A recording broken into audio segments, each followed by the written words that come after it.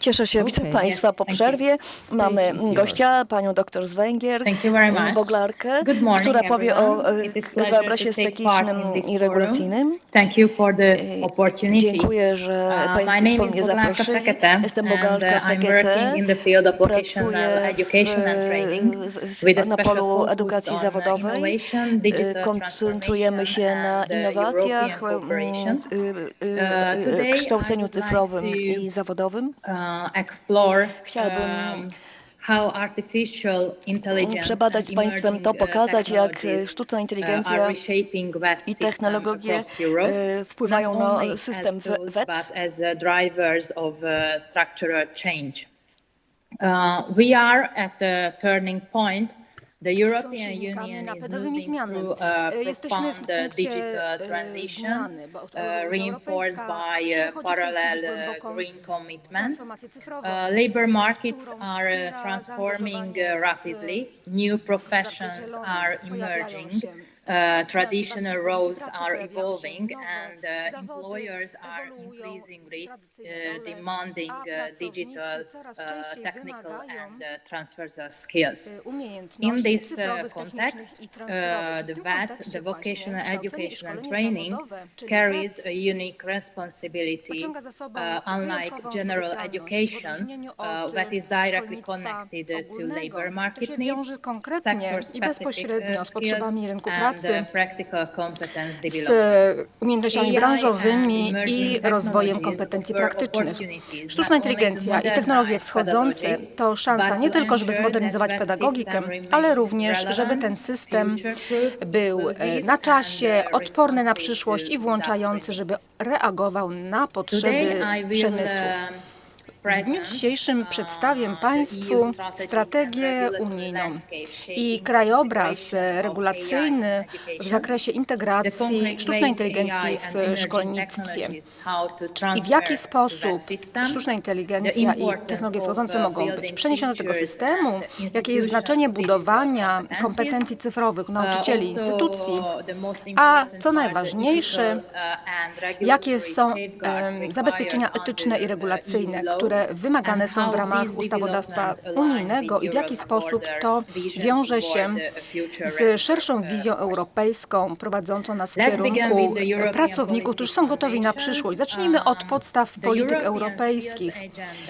Europejski program na rzecz umiejętności wyznacza długofalową wizję unijną w kontekście rozwoju umiejętności. Jednym z priorytetów jest wyposażanie obywateli w umiejętności cyfrowe, które potrzebne są do transformacji cyfrowej. To bezpośrednio wiąże się z AI, ponieważ ten program podkreśla bezpośrednio potrzebę umiejętności cyfrowych w sektorach wschodzących, o wsparciu dla MŚP, we wdrażaniu nowych technologii, jak również mówi o partnerstwach wieloskalowych w ramach programu na rzecz umiejętności.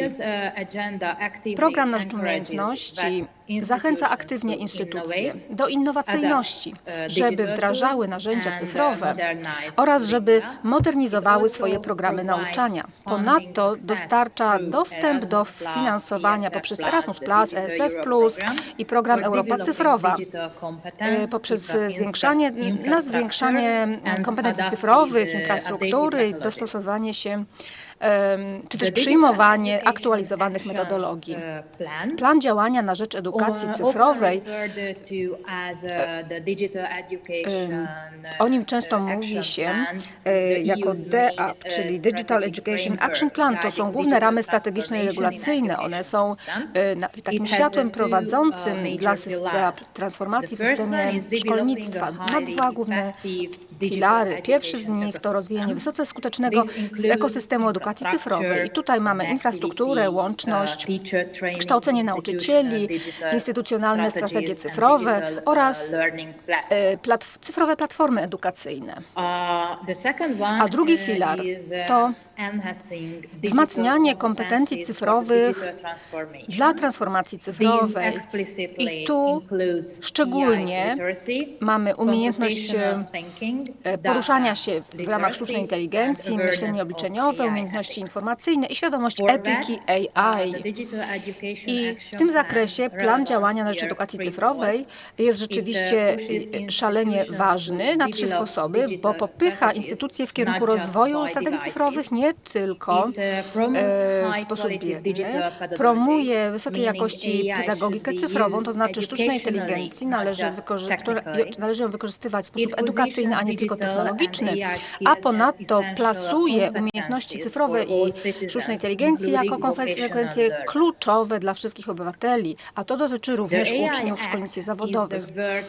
Akt w sprawie AI to pierwsza na świecie regulacja na świecie, przyjęta w roku 2024, która kategoryzuje system sztucznej inteligencji i stosuje ścisłe obliczenia,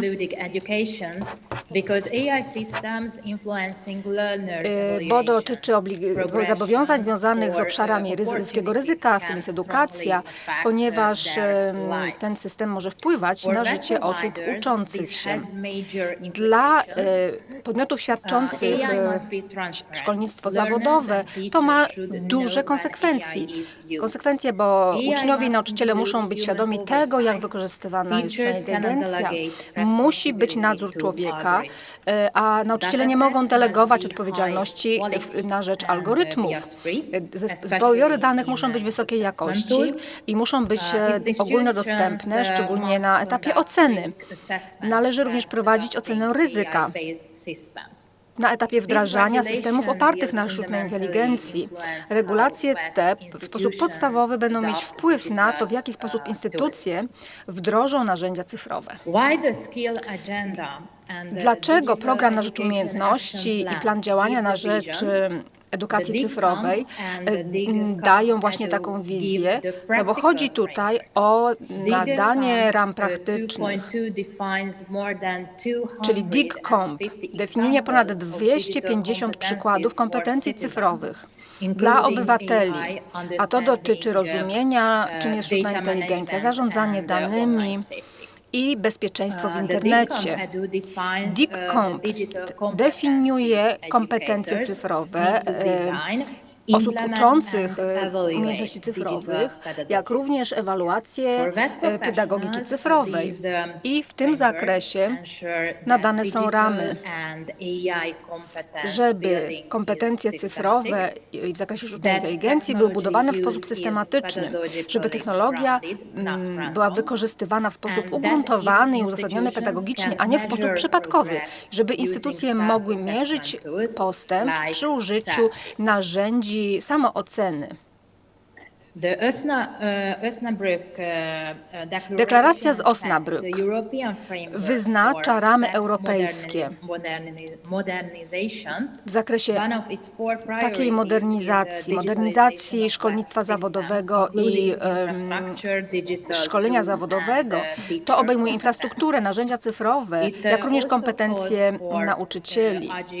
Wzywa również do zwinnych programów nauczania, ściślejszej współpracy z podmiotami biznesu i ekosystemów innowacji w edukacji zawodowej i szkoleniach. Sztuczna inteligencja i technologie wschodzące bezpośrednio wspierają tego typu działania w kontekście szkoleń kadry. I wreszcie mamy Europejski Obszar Edukacyjny, który postrzega transformację cyfrową jako kamień węgielny jakości i włączenia. Wspiera państwa członkowskie na platformach współpracy, hubach innowacji, jak również sieciach badawczych, gdzie również można prowadzić badania transgraniczne w zakresie eksperymentacji. Są to inicjatywy ponadnarodowe, na przykład Erasmus w szczególności. Jest to ekosystem na poziomie unijnym. edukacyjnym i on zapewnia i pozwolenie, i zobowiązanie do integracji sztucznej inteligencji i technologii wschodzących. A teraz popatrzmy, w jaki sposób to będzie przekształcać nauczanie i uczenie się. W kształceniu i szkoleniu zawodowym grupy uczące się zazwyczaj są bardzo niejednorodne. Uczniowie różnią się doświadczeniem, poziomem podstawowych umiejętności czytania, pisania, liczenia, umiejętności cyfrowych, prędkością uczenia się, preferowanymi stylami uczenia się. Mają też różnego rodzaju wystawienie na aspekty branżowe dotyczące na przykład poprzedniego doświadczenia w zakresie mechaniki, służby zdrowia, rolnictwa itd. Tradycyjne metody nauczania były zaprojektowane na potrzeby grup bardzo jednorodnych i trudno jest im sprostać tak rozmaitym potrzebom, a sztuczna inteligencja może dostarczyć form spersonalizowanych. Sztuczna inteligencja może stworzyć dynamikę ścieżek nauczania w sposób ciągły, dostosowując strukturę i treści do procesu nauczania. Uczący się mogą szybciej przechodzić przez moduły teoretyczne i przechodzić do treści praktycznych. A ci, którzy wymagają większej ilości przygotowania, mogą odpowiednio postępować do tego. I te ścieżki nauczania mogą również integrować mikropoświadczenia, wspieranie umiejętności nieformalnych i wszystkie podejścia promowane przez Unię Europejską. Adaptacyjna analiza systemu umożliwia analizę reakcji na osób uczących się na przeprowadzane działania i dostosowywać automatycznie ich trudność. Na przykład frezowanie CNC, robotyka, różne zadania mogą być stopniowane od łatwiejszych do trudniejszych w kierunku większej złożoności. Na przykład można prowadzić również odgrywanie scenek, załóżmy w zakresie choreka, hotelarstwa i coraz bardziej prowadzić do wyższych stopni złożoności. Analityka w oparciu o AI umożliwia nauczycielom prowadzenie monitoringu wyników w czasie rzeczywistym. Są tablice wyników, które pokazują schematy błędów, jest analityka produktywności czy braku zaangażowania. I to wielka poprawa względem metod tradycyjnych, jakie stosowane były do oceny, ponieważ w takich metodach problemy wykrywane są często zbyt późno. I po określeniu wyzwań sztuczna inteligencja może zalecić szkolenie wyrównawcze, uczenie się na podstawie mikroczynności, skupienie się na konkretnych umiejętnościach, ćwiczenie symulacyjne, które dostosowane jest do powtarzalnych błędów, dodatkowe wsparcie nauczyciela czy korepetytora i zróżnicowanie zadań dla uczących się ze specjalnymi potrzebami edukacyjnymi. I to wspiera kierunki przyjęte przez Unię Europejską i zwiększa dostępność do edukacji. To jest kluczowy priorytet w ramach Europejskiego Planu na rzecz Umiejętności, a to dotyczy również pedagogiki cyfrowej. To jest podkreślone w planie działań na rzecz edukacji cyfrowej. Chodzi o przygotowanie uczących się na ucyfrowiony rynek pracy, o dostosowanie umiejętności do Europejskiego Obszaru Edukacyjnego, wspieranie kompetencji w oparciu o modernizację systemu kształcenia i szkolenia zawodowego. To jest promowane w deklaracji z Osnabruku, a innymi słowy, system spersonalizowanej sztucznej inteligencji to nie tylko innowacja cyfrowa, to jest mechanizm osiągnięcia szkolnictwa w całej Europie, w całej Unii Europejskiej, jak również sprostanie celom gospodarki liberalnej. Symulacje również są ważne, ponieważ obejmują ćwiczenie kompetencji fizycznych, technicznych i manualnych. rzeczywistość wirtualna i wzmocniona, czyli VR i AR, obecnie mogą również w sposób bezpieczny szkolić osoby w niebezpiecznych otoczeniach, na przykład gaszenie pożarów, i operowanie, obsługiwanie maszynerii w praktyce, w scenariuszach powtarzalnych, na przykład, żeby dać doświadczenie, które w przeciwnym razie byłoby niemożliwe do uzyskania albo zbyt kosztowne, na przykład w inżynierii, w motoryzacji, w Horeca. Symulacje rewolucjonizują sposób ćwiczenia umiejętności przez uczniów. I to wszystko wpisuje się w Europejski Program na rzecz Edukacji Cyfrowej i Industry 4.0, czyli przemysł 4.0 i też bliźniaki cyfrowe. Wszystko jest tutaj zintegrowane. Sztuczna inteligencja wspiera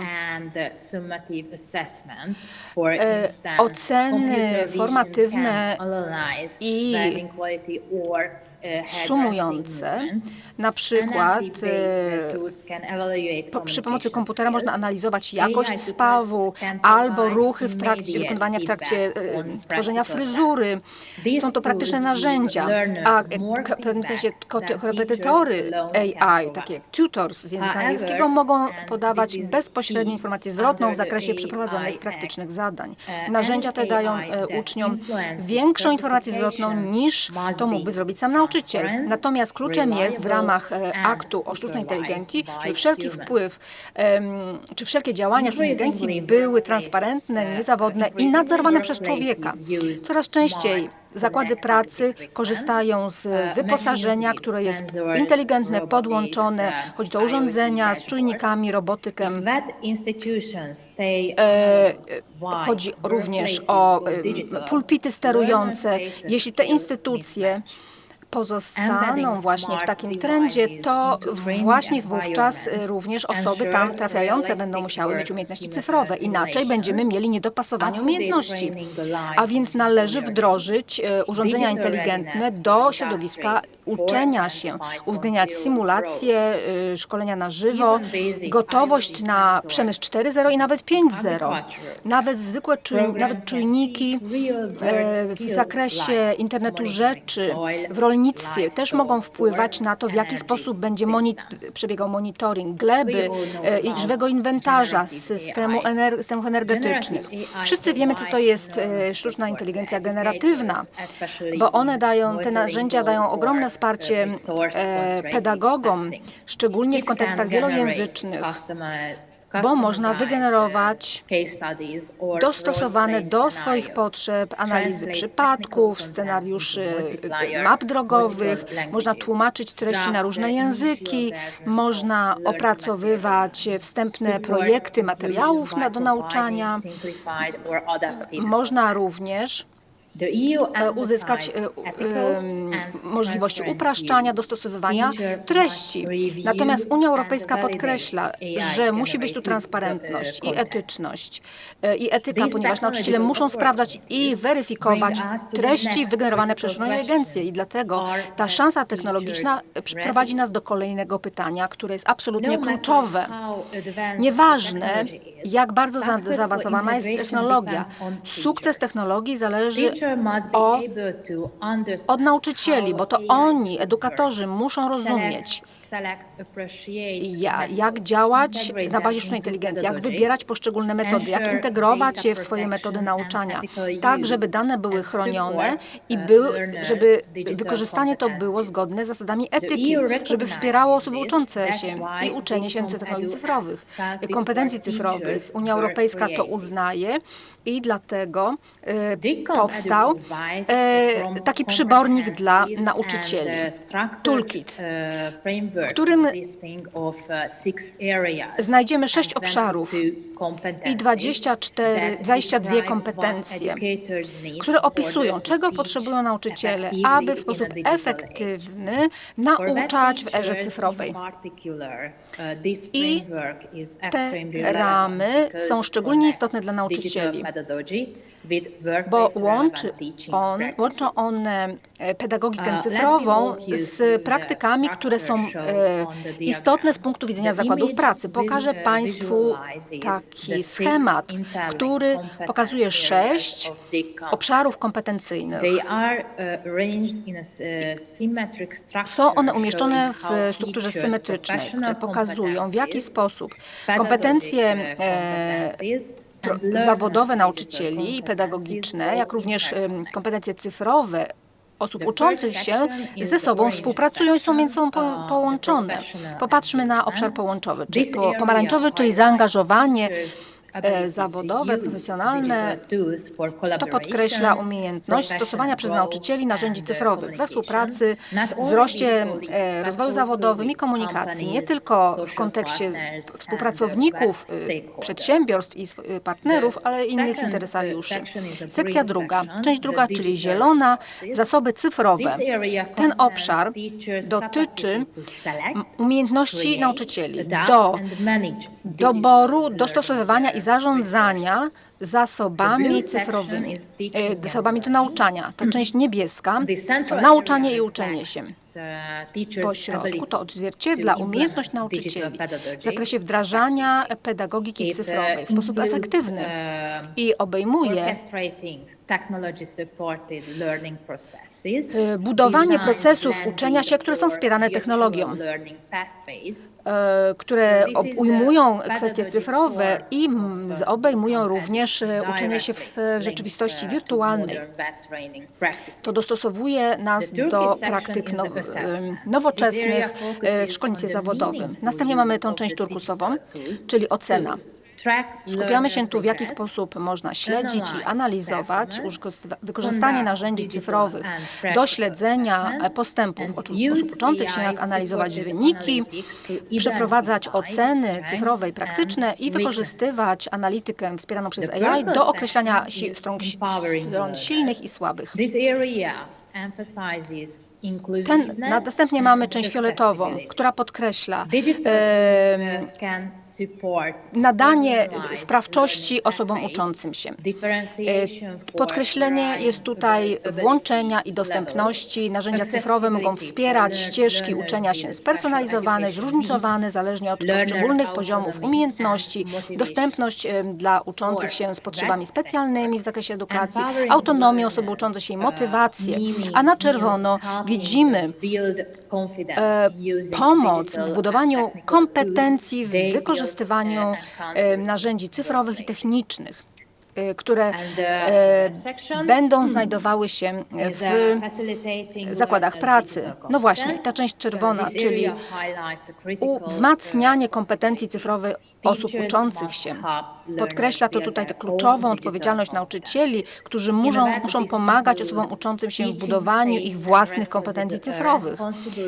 To obejmuje uczenie przez nauczycieli, w jaki sposób bezpiecznie, w sposób odpowiedzialny korzystać z technologii cyfrowych, w jaki sposób móc korzystać z umiejętności cyfrowych, tak zwanych poprzecznych, czyli przetwarzanie danych, komunikacja cyfrowa, przygotowywać ich na coraz bardziej ucyfrowione rynki pracy.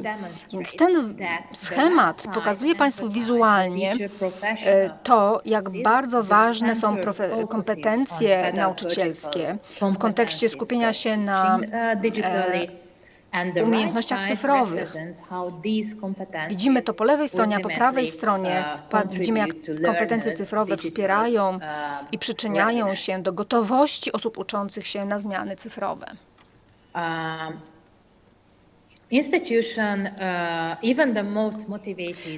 Nawet najbardziej zmotywowani i kompetentni cyfrowo nauczyciele nie są w stanie samodzielnie napędzać innowacji cyfrowej.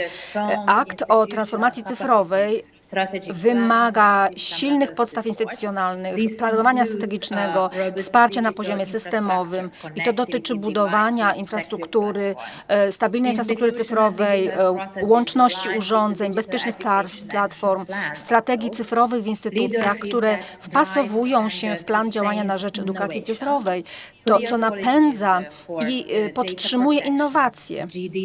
Tu mamy politykę w zakresie przejrzystości, ochrony danych, RODO, mamy zgodność, partnerstwa strategiczne z firmami w zakresie cyberbezpieczeństwa, mamy centra szkoleniowe, podmioty świadczące usługi technologiczne.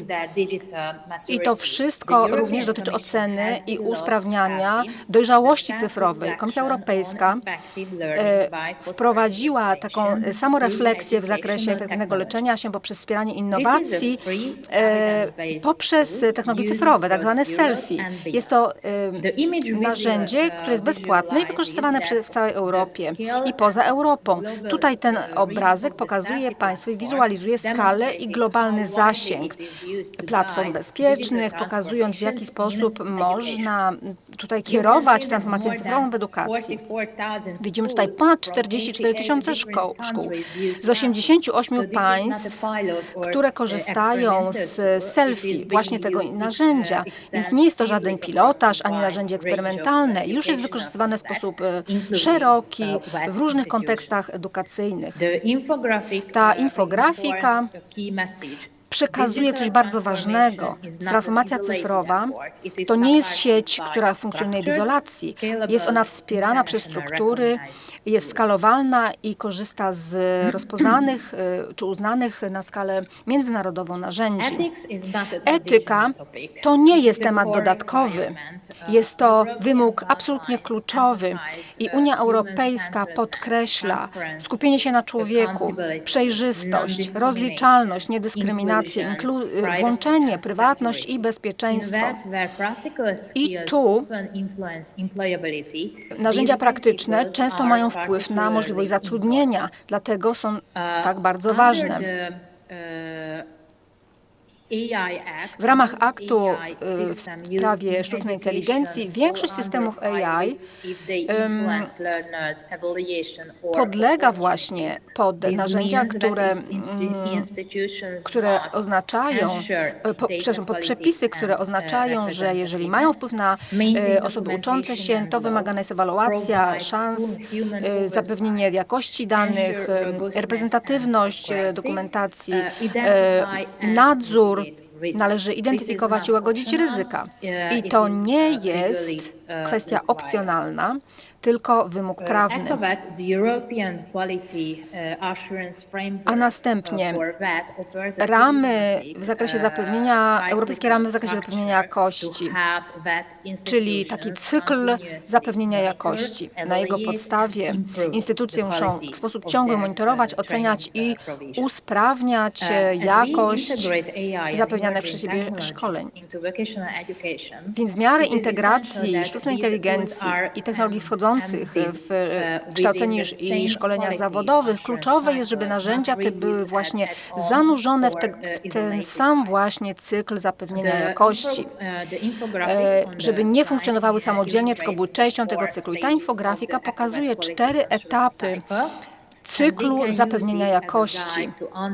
Możemy z niego korzystać jako tego przewodnika, który pozwoli nam zrozumieć, jak należy integrować sztuczną inteligencję w sposób odpowiedzialny i strategiczny.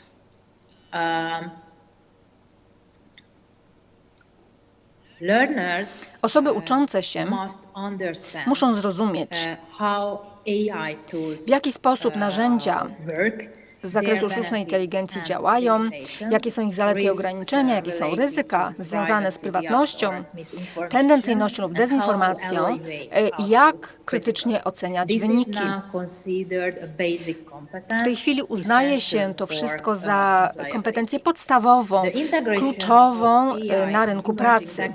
Integracja sztucznej inteligencji i technologii wschodzących nie dotyczy tylko nauczania, jest to strategiczny wkład w konkurencyjność Europy i jej zrównoważony rozwój. Jakie instytucje odgrywają kluczową rolę w przygotowaniu pracowników w sferze cyfrowej. I tak, to w sferze cyfrowej chodzi również o miejsca zielonej pracy, na rzecz wspierania MŚP, dostosowaniu się do rozwiązań cyfrowych i wkładzie w ekosystemy innowacyjne promujące włączenie społeczne poprzez włączanie w proces uczenia się cyfrowego. Tutaj widzimy wykres Europejskiego Indeksu Umiejętności opracowany przez CDF. Pokazuje, na ile państwa europejskie rozwijają, aktywizują i wykorzystują umiejętności na rynkach pracy. Widzimy tutaj wielość wymiarów w edukacji, szkoleniu, zatrudnieniu i umiejętności. Jak to wszystko do siebie dopasować? Ten indeks ma 3 główne filary. Każdy składa się z kilku podwymiarów, można powiedzieć, i podindeksów, podwskaźników. Część czerwona, rozwój umiejętności. Ten filar mierzy, na ile dobrze państwa aktywizują umiejętności jednostek w systemach edukacji formalnej i szkolenia. Ten filar wymaga włączania w systemach edukacyjnych i dotyczy to edukacji wczesnej, średniej i również aktywnego nauczania dorosłych. Chodzi tu o obecność umiejętności cyfrowych, sygnalizację gotowości uczestników na rynku pracy. Część pomarańczowa to aktywizacja umiejętności i ten filar ocenia, jak efektywnie państwa dokonują przeniesienia czy też tej aktywizacji osób, aby mogły uczestniczyć w rynku pracy. Aktywizacja umiejętności mierzy to, w jaki sposób obywatele przechodzą z edukacji do pracy i na ile pozostają aktywni na rynku pracy. Na ile wysokie są te wskaźniki, bo one wskazują, na ile odnosimy sukces w integracji w system zatrudnienia. Wysokie dane liczbowe mogą pokazać, na ile aktywna jest tutaj działalność. I w ostatniej części na niebiesko widzimy dopasowanie umiejętności, czyli ocena, na ile dostępne umiejętności są dopasowane do wymogów na rynku pracy, czyli ocena efektywności rynków pracy, czy jest niskie zatrudnienie, czy mamy mniej pracowników w niskim zakresie pensji, płac względem ich kwalifikacji, czy mamy mniej niedopasowań. To wszystko pokazuje, że ten system dobrze funkcjonuje, a jeżeli te wskaźniki są wysokie, to oczywiście mamy zmniejszenie konkurencyjności i wydajności. W ramach tych ram, czy w tym kontekście właśnie pokazane jest jasno, dlaczego wprowadzanie AI i technologii wschodzących jest istotne. Po pierwsze, wiemy, że te umiejętności mogą usprawnić asymilację i personalizację nauczania, mogą zwiększyć wyniki nauczania, umiejętności cyfrowe, mogą bezpośrednio zwiększyć ten filar aktywizacji umiejętności, mogą zapewnić doradztwo zawodowe, szybkie wykrywanie potencjalnych osób wypadających z systemu, również staże cyfrowe, a w trzeciej grupie mamy zwiększenie umiejętności dopasowania się lepiej do rynku pracy, inteligencję, która jest napędzana silnikami AI na rzecz przewidywania, analizy danych w kontekście programów nauczania, analizy programów kształcenia szkolenia zawodowego, czy jakie elementy wymagają zwiększenia, jakie redukcji, gdzie następują niedopasowania, a więc ta integracja AI nie jest czymś opcjonalnym, ale kluczowym na rzecz zwiększenia zdolności Europy do rozwoju, aktywizacji i dopasowania umiejętności efektywnie na zmieniającym się rynku pracy. Więc podsumowując, integracja AI i technologii wschodzących to już nie jest aspekt futurystyczny, to się dzieje tu i teraz, a Unia Europejska zapewnia nam silne ramy, silne podstawy regulacyjne innowacyjne i strategiczne, a wyzwanie tutaj polega na tym, żeby ten potencjał zamienić na jakość, na etykę i na włączające praktyki, a to wymaga współpracy pomiędzy nauczycielami, decydentami, podmiotami gospodarczymi i osobami uczącymi się. Dziękuję Państwu za uwagę. Mój czas już minął. Widzicie Państwo tutaj mój adres e-mail. Jeśli są pytania, uwagi, chętnie zachęcam do zgłoszenia ich na ten adres po mojej prezentacji. Odpowiem, na ile to będzie możliwe i bardzo życzę Państwu udanej reszty dnia i dziękuję Państwu bardzo za uwagę. Dziękuję za bardzo ciekawe przemówienie.